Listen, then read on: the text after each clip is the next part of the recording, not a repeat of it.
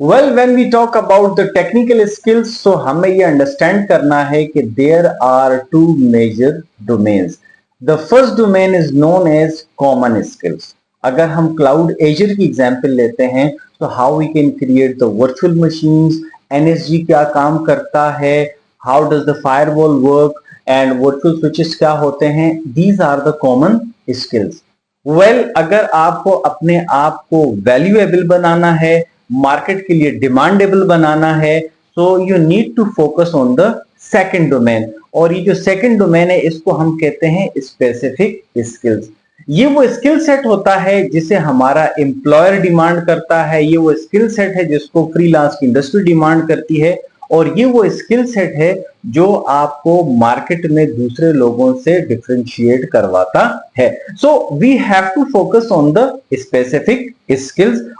Hello and welcome to all of you on my productive and skill oriented platform. So हम बात कर रहे थे कॉमन स्किल सेट की और स्पेसिफिक स्किल सेट की. So in this episode we are going to make you valuable on the platform of cloud. तो जब हम क्लाउड की बात करते हैं तो हमारे पास तीन मेजर वेंडर्स आ जाते हैं. The first one is Microsoft Azure, the second one is Amazon and the third one is Google cloud. और ये मार्केट के अंदर मेजर कंपीट करते हैं एक दूसरे के साथ. सो अगर हम इनके स्पेसिफिक स्किल्स की बात करते हैं तो स्पेसिफिक स्किल सेट के लोग मार्केट के अंदर बहुत कम मौजूद हैं. सो अगर आप उन डोमेन्स पर काम करते हैं जहां पर हमारे पास कंपटीशन बहुत कम है और रिसोर्सेज हमारे पास अवेलेबल नहीं है, तो वो चीजें आपको ज्यादा वैल्यूएबल बनाती हैं. सो ये जो स्पेसिफिक स्किल्स हैं न सिर्फ आपको वैल्यूएबल बनाएंगी बल्कि आपको मोर डिमांडेबल बना देती हैं इन द फ्रीलांस इंडस्ट्री, और आपके एम्प्लॉयर के लिए भी आप एक रिसोर्सफुल जो जिसको कहते हैं एक वैल्यूएबल रिसोर्स बन जाते हैं. सो इस डोमेन के अंदर जो पहला स्किल सेट है that's called planning and budgeting. आप इस बात को अच्छे से समझते हैं कि कंपनीज इस बात को प्रेफर करेंगी कि उनके पास एक रिसोर्स ऐसी अवेलेबल हो जो कि उनके बजट को अच्छे से मेंटेन कर सके और कम बजट के अंदर उनको एक वेल डिफाइंड, एक वेल आर्किटेक्चरल प्रोजेक्ट डिजाइन करके दे सके.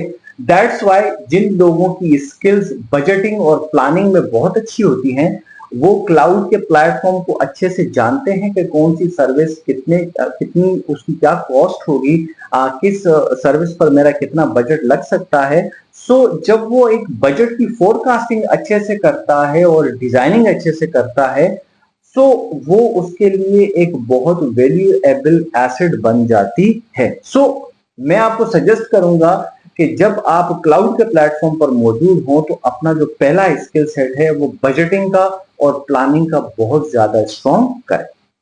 अच्छा, जब हम आगे बढ़ते हैं तो नंबर 2 हमारे पास आ जाती है क्लाउड की security. You better know that कि जब हम ट्रेडिशनल डेटा सेंटर की बात करते हैं तो वहां पर सारा का सारा इंफ्रास्ट्रक्चर हमारे पास ऑन प्रेम मौजूद होता है. सो अगर हम कहीं पर सिक्योरिटी में वीक भी जा रहे होते हैं तो वो इतना ज्यादा प्रॉब्लमेटिक नहीं है. But when we talk about the cloud environment, so cloud के अंदर आपका सारा इंफ्रास्ट्रक्चर, सारी virtual machine, services, application, each and everything is implemented on the cloud. So उस एनवायरनमेंट के अंदर सिक्योरिटी आपको बहुत टाइटन करनी पड़ती है. सो अगर आपकी सिक्योरिटी की स्किल्स बहुत एक्सपर्ट लेवल की हैं, सो अगेन ये आपको मार्केट के अंदर एक वैल्यूएबल रिसोर्स के तौर पर सामने लेकर आएगी. So you must have to focus on the security side. लेकिन यहां पर एक सजेशन मैं आपको ये दूंगा कि सिक्योरिटी साइड पर काम करते वक्त हमारे जो इंजीनियर्स हैं या जो क्लाउड के प्रोफेशनल्स हैं, दे आर थिंकिंग दैट कि सारे के सारे सॉल्यूशंस दे दें. अगेन मैं कहूंगा कि मिनिमम बजट के अंदर मैक्सिमम सिक्योरिटी डिजाइन करके देना एक अच्छे क्लाउड इंजीनियर की आइडेंटिटी होती है.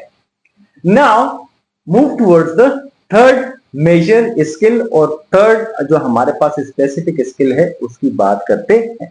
तो थर्ड स्किल है हमारे पास disaster recovery. You better know that कि हमारे पास अगर ट्रेडिशनल डेटा सेंटर डाउन चला जाता है due to earthquake, due to physical disaster, due to physical power failure, so आपके पास एक बैकअप प्लान होना चाहिए. और उस प्लान के अंदर आप सबसे ज्यादा अच्छी तरीके से यूटिलाइज कर सकते हैं क्लाउड के प्लेटफॉर्म को। सो अगेन, अगर आपकी डिजास्टर रिकवरी की स्किल्स बहुत अच्छी हैं, सो आप एक अच्छे क्लाउड प्रोफेशनल के तौर पर फ्रीलांस की इंडस्ट्री में या अपने एम्प्लॉयर के पास काम कर सकते हैं।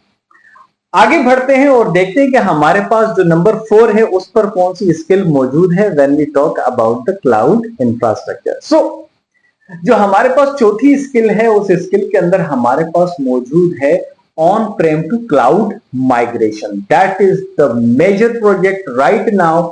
अगर आप फ्रीलांस इंडस्ट्री में काम कर रहे हैं, फाइवर पे काम करते हैं, अपवर्क पे काम करते हैं, लिंक्डइन पे काम करते हैं, so most of the time आपको पता है कि companies are trying to move from traditional infrastructure to cloud. So इसमें हमारे पास जो इंपॉर्टेंट फैक्टर आ जाता है वो है हमारे पास माइग्रेशन का। So you must have to focus and master your migration skills.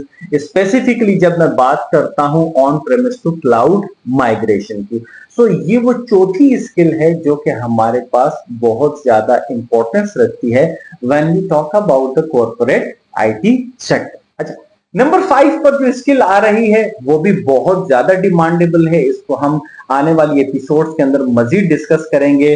That skill is called automation. Now ये वो टाइम नहीं रहा है कि जहां पर हर पर्पस के लिए और हर टास्क परफॉर्म करने के लिए एक सेपरेट रिसोर्स को रखा जाता हो। So we are trying to automate the cloud infrastructure. हमने एक प्रोजेक्ट डिजाइन करके दे दिया है। नाउ अब हमारी रिस्पॉन्सिबिलिटी है कि हम उसको अच्छे से ऑटोमेट कर दें। ऐसा ना हो कि अगर हमें दोबारा से कोई स्केलेबिलिटी का ऑप्शन एनेबल करना है, कोई लोड बैलेंसिंग करनी है, कोई नेटवर्क सिक्योरिटी ग्रुप्स इंप्लीमेंट करने हैं, तो हमें बैठकर सारी की सारी कॉन्फ़िगरेशंस मैनुअल करनी पड़ रही है, या हमें अपडेट्स लेनी है, या हमें सिस्टम्स को अपग्रेड करना है, स्नैपशॉट्स के टास्क हैं, बैकअप्स के हैं, and there are number of other task. So अगर आप इन सब की ऑटोमेशन पर एक्सपर्टीज रखते हैं और आप उन टूल्स को जानते हैं जिन पर ऑटोमेशन बहुत आसानी से हो सकती है, सो अगेन ये वाली स्किल आपको मार्केट के अंदर मजीद फ्लरिश करवाएगी, मजीद आपको एक बेनिफिशियल रिसोर्स के तौर पर सामने लेकर आएगी। अगर हम इसके बाद आने वाली स्किल की बात करते हैं तो वो भी बाकी स्किल्स की तरह बहुत ज्यादा इंपॉर्टेंस रखती है, and that is called monitoring. अब आप देखिएगा कि आपने प्लानिंग और बजटिंग की, उसके बाद सिक्योरिटी इंप्लीमेंट की, उसके बाद आपने ऑटोमेशन कर दी, उसके बाद आपने माइग्रेशन कर दी।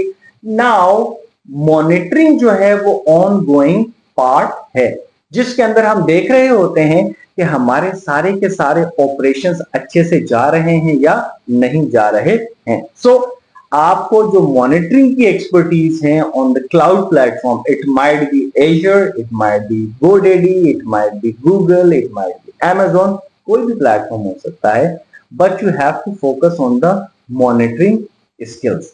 आपके पास वो टूल्स होने चाहिए, वो एक्सपर्टीज होनी चाहिए, वो एप्लीकेशन होनी चाहिए हैं जिसके बिहाफ पर आप पूरे के पूरे क्लाउड इंफ्रास्ट्रक्चर को बहुत अच्छे से मॉनिटर कर सकते। आगे बढ़ते हैं और देखते हैं कि नेक्स्ट स्किल हमारे पास इस प्लेटफॉर्म पर क्या है, and that skill is called Kubernetes and containerization. आप जानते हैं कि अगर हम क्लाउड इन्वायरमेंट के अंदर बहुत ज्यादा वर्चुअल मशीन्स क्रिएट कर देंगे, बहुत ज्यादा जो है क्वांटिटी के अंदर वीएम्स की डिप्लॉयमेंट कर देंगे, तो जो प्रोजेक्ट की बजट कॉस्ट है वो अच्छी खासी बढ़ जाएगी। लेकिन अगर हमें कुबरनेटीज का पता है, हमें कंटेनराइजेशन का पता है, सो अगेन न सिर्फ हम कंपनी का पैसा बचा सकते हैं, बल्कि कम रिसोर्सेज के अंदर एक बहुत वैल्यूएबल प्रोजेक्ट हम कंपनी को डिजाइन करके दे सकते हैं। सो कुबरनेटीज एंड कंटेनराइजेशन अगेन इस वक्त फ्रीलांस इंडस्ट्री के अंदर इन स्किल्स का बूम है। So you can learn these skills, and ये स्किल्स जो है आपको बहुत ज्यादा वैल्यूएबल बनाएंगे। आगे चलते हैं और देखते हैं कि अब हमारे पास कौन सी स्किल आ रही है। सो नाउ जब हमने इतनी सारी स्किल्स कर ली हैं, तो इसमें एक और इंपॉर्टेंट स्किल है which is called hybrid cloud computing. So बहुत सारी कंपनीज ऐसी हैं जो कि प्योरली क्लाउड इन्वायरमेंट को एडॉप्ट कर चुकी हैं, और बहुत सारी कंपनीज ऐसी हैं कि जो अपने कल्चरल ट्रेडिशनल डेटा सेंटर को यूज करती हैं, but there are number of companies जो कि कल्चरल ट्रेडिशनल डेटा सेंटर को भी यूज करती हैं और इसी तरीके से क्लाउड एनवायरनमेंट को भी अडॉप्ट कर रही है। सो अगर ये वाला मिक्स मोड का एनवायरनमेंट चल रहा है तो ये जो मिक्स मोड का एनवायरनमेंट है, that environment is called hybrid cloud. अब इसमें आपके पास दोनों स्किल सेट होने चाहिए, यानी डेटा सेंटर में भी आपकी एक्सपर्टीज होनी चाहिए है और क्लाउड एनवायरनमेंट के अंदर भी आपकी एक्सपर्टीज होनी चाहिए। And third thing is integration.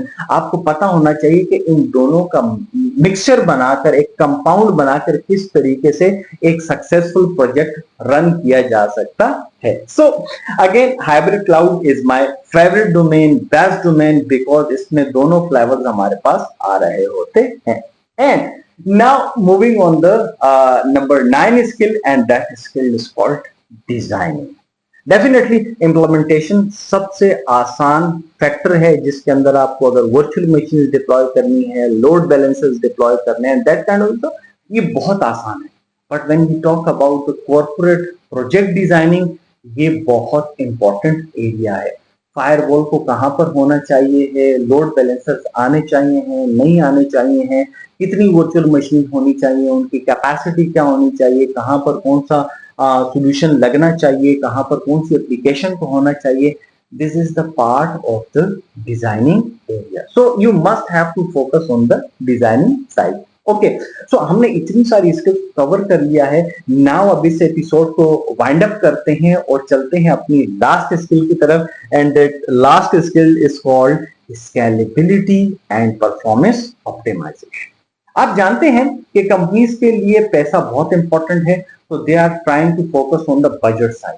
Security definitely, monitoring, automation, Kubernetes, containerization, सारी चीजें अहम है। बट अगर परफॉर्मेंस और स्केलेबिलिटी पर कॉम्प्रोमाइज हो जाता है, अगेन कंपनी का डाउनफॉल शुरू हो जाएगा। सो जब हम प्रोजेक्ट बनाएंगे तो हम वो सर्विसेज, वो एप्लीकेशंस, वो प्रोटोकॉल और वो टेक्नोलॉजी लेकर आएंगे जिससे हमारी परफॉर्मेंस मेंटेन रहे। And the second important thing is scalability, कि इतना बेकार प्रोजेक्ट हमें डिजाइन नहीं करना कि उसके अंदर बाद में हम किसी भी किस्म की चेंजेस ना कर सकें, किसी भी किस्म की कस्टमाइजेशंस ना कर सकें। सो आई होप दैट ये जो 10 मेजर डोमेन्स हैं, these are called specific skills. अगर आप अपने आप को क्लाउड प्लेटफॉर्म पर वैल्यूएबल बनाना चाहते हैं, फ्रीलांस इंडस्ट्री के अंदर आप सक्सेसफुल होना चाहते हैं, एम्प्लॉयर के लिए एक वैल्यूएबल रिसोर्स बनना चाहते हैं, so you have to focus on these 10